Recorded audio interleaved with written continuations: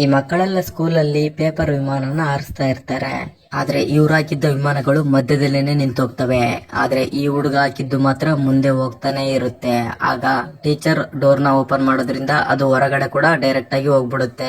ಇದರಿಂದ ಆ ಸ್ಕೂಲ್ ಮಕ್ಕಳೆಲ್ಲ ಆ ಪೇಪರ್ ವಿಮಾನ ಎಷ್ಟು ದೂರ ಹೋಗುತ್ತೆ ನೋಡೋಣ ಅಂತೇಳಿ ಎಲ್ಲರೂ ಹೊರಗಡೆ ಬರ್ತಾರೆ. ಆದ್ರೆ ನೋಡ್ತಾ ಇರುವಾಗ್ಲೇನೆ ಆ ಪೇಪರ್ ವಿಮಾನ ಸ್ಕೂಲ್ ಗ್ರೌಂಡ್ ನ ಬಿಟ್ಟು ತುಂಬಾ ದೂರ ಹೋಗ್ಬಿಡುತ್ತೆ.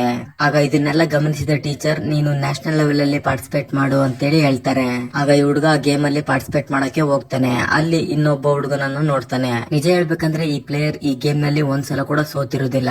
ಅಷ್ಟ್ರಲ್ಲೇನೆ ಈ ಗೇಮ್ ಶುರುವಾಗುತ್ತೆ. ಆದ್ರೆ ಈ ಗೇಮ್ ನಲ್ಲಿ ಗೆದ್ದವ್ರನ್ನ ಡೈರೆಕ್ಟ್ ಆಗಿ ಒಲಿಂಪಿಕ್ಸ್ ಗೆ ಸೆಲೆಕ್ಟ್ ಮಾಡ್ತಾರೆ. ಅದು ಕೂಡ ಆ ಪೇಪರ್ ವಿಮಾನ 25 ಮೀಟರ್ ದಾಟಬೇಕಾಗಿರುತ್ತೆ. ಅದು ಕೂಡ ಈ ಗೇಮ್ ಒಂದೇ ಸಲ ಇರುತ್ತೆ, ಒಂದೇ ಚಾನ್ಸ್ ಇರುತ್ತೆ. ಹಾಗೆ ಈ ಗೇಮ್ ನಲ್ಲಿ ಪಾರ್ಟಿಸಿಪೇಟ್ ಮಾಡಿರೋರೆಲ್ಲ 10 ರಿಂದ 15 ಮೀಟರ್ ಒಳಗಡೆನೆ ಅವರ ವಿಮಾನಗಳು ಬಿದ್ದೋಗ್ಬಿಡ್ತವೆ. ಆದ್ರೆ ಈ ಹುಡುಗನ ವಿಮಾನ ಮತ್ತೆ ಆ ಪ್ರೋ ಪ್ಲೇಯರ್ ನ ವಿಮಾನ ಎರಡು ಸಮವಾಗಿ ಹಾರ್ಕೊಂಡು ಹೋಗ್ತಾ ಇರ್ತವೆ. ಕೊನೆಗೆ 25 ಮೀಟರ್ ದಾಟಿ ಆದ್ಮೇಲೆ ಆ ಎರಡು ವಿಮಾನ ಸಮವಾಗಿ ಕೆಳಗಡೆ ಬೀಳ್ತವೆ. ಇದರಿಂದ ಈ ಇಬ್ಬರು ಮಕ್ಕಳಿಗೆ ಒಲಿಂಪಿಕ್ಸ್ ನಲ್ಲಿ ಭಾಗವಹಿಸುವ ಅವಕಾಶ ಬರುತ್ತೆ. ಆದ್ರೆ ನೆಕ್ಸ್ಟ್ ಏನಾಯ್ತು ಅಂತ ನೋಡ್ಬೇಕು ಅನ್ಕೊಂಡ್ರೆ ನೆಕ್ಸ್ಟ್ ಪಾರ್ಟ್ ಅಂತ ಕಾಮೆಂಟ್ ಮಾಡಿ, ವಿಡಿಯೋಗೆ ಲೈಕ್ ಮಾಡಿ.